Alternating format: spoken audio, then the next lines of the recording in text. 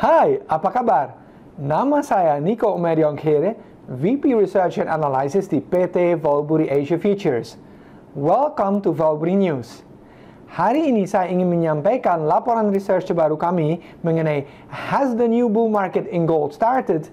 Di mana kita akan melihat bersama-sama apakah bull market yang baru telah mulai di pasar emas atau tidak. Kemarin banyak sekali orang menanyakan apakah bear market di pasar emas telah selesai atau tidak. Saya memutuskan untuk membuat update lagi mengenai emas supaya kita bisa melihat bersama-sama apakah memang kita sudah masuk ke bull market yang baru atau tidak di pasar emas.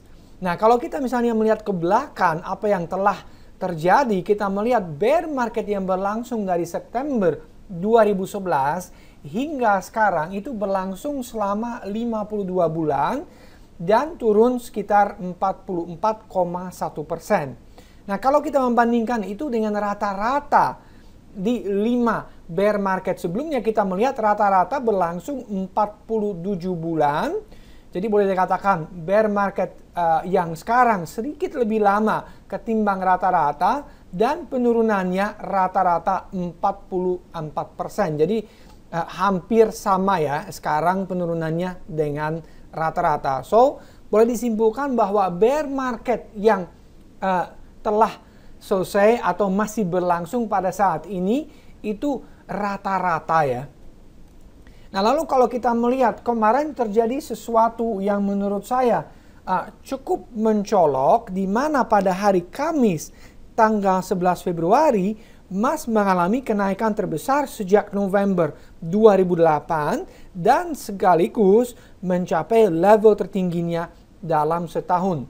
Jadi kita melihat bahwa sentimen di pasar emas berubah dari bearish menjadi bullish. Jadi ini sekali lagi sesuatu yang sangat signifikan, dan oleh karena itu juga saya berpikir bahwa bear market kemungkinan besar telah selesai. Lalu kita melihat slide berikutnya, kita melihat bahwa pada saat yang sama kita melihat juga emas mencatat kinerja kuartalan terbaik dalam 30 tahun ya, atau sejak 1986. Nah, ini juga sesuatu yang sangat signifikan dan menunjukkan bahwa sentimen memang telah berubah ya. Apalagi juga kita melihat bahwa kuartal ini belum berakhir, jadi kinerjanya bisa makin bagus sampai dengan akhir kuartal pertama ini ya. Nah, lalu kalau kita melihat secara fundamental, kita juga melihat bahwa permintaan akan emas untuk tujuan investasi melonjak secara signifikan. Ya, kita misalnya melihat setengah bulan Februari aja permintaannya sudah 2 kali lipat permintaannya yang terjadi di Februari 2015. Jadi ini juga menunjukkan bahwa permintaan dari investor atau investor retail itu sangat-sangat besar ya. Nah, selain investor retail ini, kita melihat juga bahwa bank sentral pun banyak memborong emas. Ya, ini kita melihat misalnya dari tahun 2003 hingga tahun 2009, dia menjual emas secara terus-menerus. Tetapi setelah global financial crisis terjadi tahun 2008-2009, dia berubah atau berbalik dan malahan membeli emas secara terus-menerus. Nah, ini perbedaan yang sangat-sangat besar karena sebelumnya dia rata-rata menjual 500 ton per tahun, sedangkan sekarang membeli 500 ton per tahunnya. Jadi perbedaannya sekitar 1000 ton, di mana dulu dia menyediakan emas ke pasar, sedangkan sekarang justru menyerap emas dari pasarnya. So, ini juga faktor yang kita perlu memperhatikan ke depannya, dan kita tahu bersama juga bahwa permintaan ini berasal terutama dari China dan Rusia yang menambah emas terus ke cadangan mereka. Nah, lalu terutama China itu luar biasa permintaannya. Saya pernah menunjukkan chart ini juga, di mana kita melihat permintaan dari China di tingkat grosir itu ditunjukkan oleh penyerahan yang dilakukan oleh Shanghai Gold Exchange atau SGE. Nah, kita melihat dari tahun ke tahunnya juga penyerahannya secara fisik itu naik dari tahun ke tahun, dan tahun 2015 atau tahun yang lalu bahkan mencapai 91% dari produksi dunia yang ditunjukkan di sini oleh batang biru ya. Nah, perlu dicatat juga bahwa semua emas yang diimpor maupun diproduksi di Cina harus diperdagangkan di SGE dan juga ditambah dengan scrap supply-nya. Jadi scrap supply itu emas yang dulu pernah terjual, dijual kembali ke pembeli yang baru, itu pun harus lewat SGE. Nah, kenapa permintaannya begitu besar di China? Well, karena boleh dikatakan bahwa investor di China belakangan ini telah kehilangan kepercayaan mereka terhadap bursa saham yang kita tahu anjlok sekitar 40% tahun ini, maupun juga terhadap mata uang yuan yang melemah terus belakangan ini. Dan saya pernah katakan juga di video-video sebelumnya bahwa saya perkirakan devaluasi yang terjadi di China itu masih akan berlangsung terus dan mungkin bisa berkisar di antara 20 hingga 30%. Oleh karena itu juga boleh dikatakan bahwa permintaan akan emas di China masih akan sangat besar seiring dengan bursa saham yang juga masih sangat rentan koreksi dan yuannya yang melemah terus. Nah, selain permintaan, tentunya kita juga selalu harus melihat persediaannya atau produksi emas di dunia. Nah, ini juga terjadi sesuatu yang sangat mencolok menurut saya, di mana kita melihat penemuan tambang-tambang besar emas itu kebanyakan terjadi di tahun 1990-an.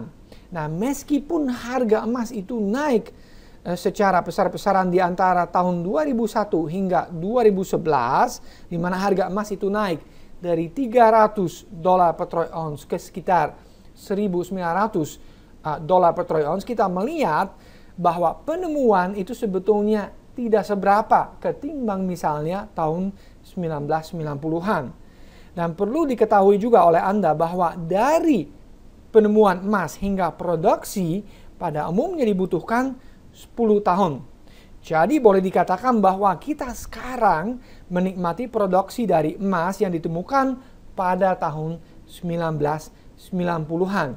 Dan oleh karena penemuan setelah itu memang sangat jarang, bahkan kalau kita melihat tahun 2013 hingga tahun 2015 sama sekali tidak ada penemuan emas yang besar, persediaan itu diperkirakan akan turun mulai tahun ini, tahun 2015 hingga tahun 2025. Dan contoh yang paling bagus dari penurunan persediaan emas ini tentunya itu South Africa atau Afrika Selatan, di mana Afrika Selatan dulu merupakan produsen emas terbesar di dunia, di mana pada tahun 1970 negara ini mencapai peak production. Dan kita melihat bersama dari peak production ini sampai sekarang produksinya turun sekitar 80%, dan dengan demikian dia hanya merupakan produsen emas terbesar kelima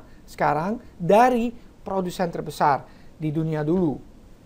Nah, lalu kita melihat tabel ini juga sangat bagus menurut saya, di mana kita melihat produksi atau mine supply diperkirakan akan turun dengan sekitar 11,5% dari tahun 2015 hingga 2018. Ini estimasi yang dibuat oleh Credit Suisse, dan tabelnya dengan jelas menunjukkan supply-nya, kita melihat di sini, akan cenderung turun dari tahun sebetulnya 2014 hingga tahun 2018 dan selanjutnya. Tapi estimasi ini hanya sampai 2018 ya. Nah, oleh karena supply diperkirakan akan turun, tentunya defisit pun akan makin besar. Dan kita melihat di kolom di bawah di sini bahwa defisitnya di tahun ini, tahun 2016, akan sekitar 160 ton. Lalu tahun depannya makin besar, hampir 200 ton, dan tahun 2018 sekitar 250 ton. Nah, oleh karena defisit ini dari tahun ke tahun makin besar, kita melihat di sini, diperkirakan oleh karena itu juga harga emas mau tidak mau akan makin tinggi ke depannya. Nah, lalu salah satu faktor juga yang akan memainkan peran yang sangat besar dalam pasar emas adalah ini, di mana ada suatu formula, saya katakan di sini, gold price itu sama dengan 1 dibagikan T, atau emas itu atau harganya adalah sama dengan 1 dibagi T, di mana T itu sendiri merupakan kepercayaan terhadap bank sentral. Nah, kita melihat bahwa kepercayaan terhadap bank sentral ini makin lama itu makin sedikit. Di mana contohnya yang paling bagus menurut saya adalah Jepang.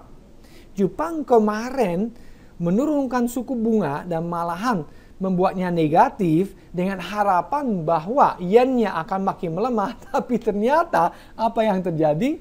Malahan Japanese yen menguat dan bursa saham anjlok. So, tujuannya ini sama sekali tidak tercapai. Dan kita melihat juga banyak bank sentral yang lain seperti misalnya di Eropa, di Amerika mulai makin kewalahan dan mereka makin tidak mampu untuk mendongkrak perekonomian mereka masing-masing.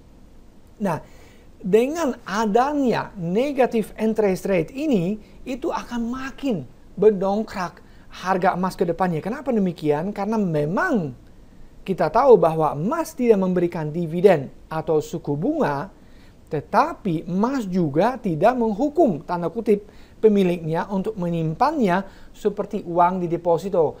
Misalnya kalau Anda menanam uang di Eropa di depositonya, Anda justru didenda karena suku bunganya negatif. Oleh karena itu, orang mencari alternatif, yaitu emas ya. Nah, dengan adanya negative interest rates, banyak orang menyuruhkan supaya kita punya cashless society. Kenapa demikian? Karena bank tahu, kalau misalnya orang didenda kalau membuka deposito karena suku bunganya negatif, jangan-jangan terjadi bank run di mana orang menarik secara massal uang mereka dan justru mencari investasi yang alternatif. Nah, oleh karena itu mereka ingin menghadang ini dan melarang uang tunai. Nah, bagaimana bisa begitu? Dengan menggantikan uang tunai ini dengan uang elektronik. So, memang orang tidak akan dikasih pilihan lagi di mana mereka terpaksa harus menggunakan uang elektronik dan tidak boleh menggunakan uang tunai lagi. Oleh karena itu juga sekali lagi alternatifnya hanya tersisa satu, di mana orang hanya bisa berpindah ke emas. Nah, lalu kita melihat juga ketika terjadi pelemahan dalam mata uang, orang itu selalu, dan saya mengulang, selalu memilih emas agar dapat mempertahankan daya beli mereka. Ya, kita misalnya melihat di sini contohnya Argentina, kita melihat mata uangnya melemah secara terus-menerusnya dan pada saat yang sama emas itu mencapai record high tentunya dalam mata uang yaitu pesos. Lalu ada juga 3 negara dari BRICS yang disebut negara berkembang yang sangat prospektif seperti misalnya Brasil, juga kita melihat mencapai record high harga emasnya. Lalu ada juga Rusia dan juga South Africa atau Afrika Selatan. Jadi semua negara ini menunjukkan bahwa ketika mata uang mereka melemah secara signifikan, mereka pindah secara massal ke emas. Nah, lalu kalau kita melihat secara teknikal, kita melihat bahwa terjadi juga sesuatu yang sangat signifikan di pasar emas karena untuk pertama kali terjadi higher high atau level tinggi yang lebih tinggi sejak 2011. Nah, di sini kita melihat ketika terjadi bear market. Nah, bear market ini karakteristiknya apa? Bahwa terjadi lower highs yang ditunjukkan oleh garis terputus ini dan juga lower lows pada saat yang sama. Nah, sekarang kalau kita boleh memastikan apakah ada bull market atau tidak, kita harus melihat bahwa ada higher highs dan sekarang memang itu terjadi sekali lagi untuk pertama kali sejak 2011 dan juga higher lows. Nah, higher lows ini belum pasti. Kita nanti melihat ke depannya ketika terjadi koreksi di pasar emas, apakah low di sini di 1045 akan bertahan atau tidak. Jika ya, boleh dipastikan bahwa bull market yang baru telah dimulai. Nah, lalu kita melihat juga kemarin ketika harga emas naik itu, memang itu agak terlalu jauh dan terlalu cepat. Kenapa demikian? Karena hari terakhirnya itu naik di Februari tanggal 11, kita melihat bahwa harga emas itu naik dalam sehari sekitar 50 hingga 60 dolar per troy ounce. Nah, oleh karena itu wajar ada koreksi pada saat ini. Nah, lalu kita melihat di slide berikutnya juga, Elliott Wave Structure pada saat ini menunjukkan bahwa kita baru menyelesaikan 4 wave atau 4 gelombang. Kita melihat di sini, naik wave pertama, lalu turun wave kedua, naik dalam wave yang besar dan panjang, nomor 3, turun dalam wave 4 sekarang. Nah, wave 4 juga kita melihat kemungkinan itu akan membentuk semacam triangle atau segitiga. Karena biasa juga kita melihat wave 4 itu agak kompleks.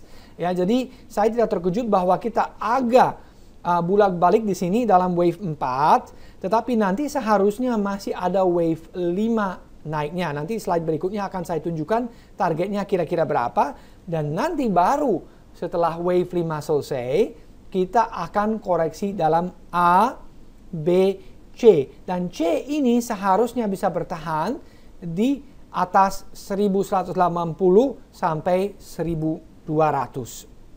Lalu targetnya berapa? Nah, kalau kita melihat slide ini, jelas terpampang di slide-nya bahwa resistance pertama di sekitar 1285 dan resistance kedua di sekitar 1330. Jadi kita boleh mengharapkan bahwa emas itu kalau nanti berada di wave 5 bisa naik ke level tersebut ya.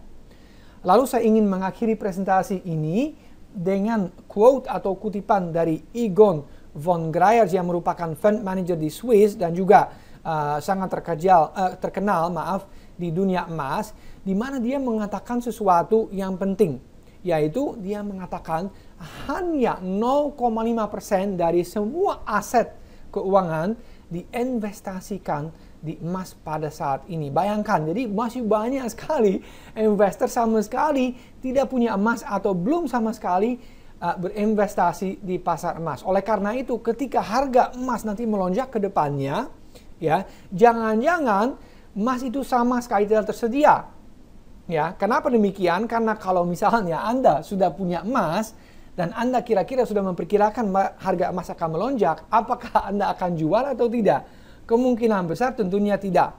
Nah, oleh karena itu juga beliau mengatakan kita kemungkinan ke depannya akan melihat harga emas dan juga perak yang sama sekali tidak terbayangkan. Bahkan saya mau membuat prediksi sekarang juga bahwa bukan tidak mungkin harga emas akan mencapai record high yang baru tahun ini dan mungkin akan menuju ke 2.000 dolar per troy ounce.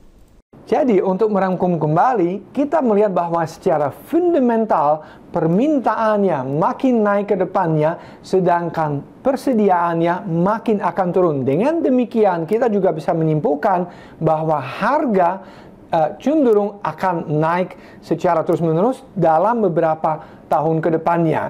Nah, untuk jangka pendek sendiri kita melihat bahwa wave atau gelombang 5 belum terselesaikan. Oleh karena itu saya pikir kita masih bisa naik dalam beberapa pekan ke depannya hingga sekitar 1285 hingga $1.330 per troy ounce. Namun setelah itu kita akan punya koreksi sedikit dalam bentuk ABC yang bisa menuju ke sekitar 1.180 hingga 1.200. Tetapi setelah itu saya pikir bahwa ada kemungkinan bahwa kita akan mencapai rekor high yang baru tahun ini. Sekian dari saya untuk saat ini. Sampai jumpa di video komentari berikutnya.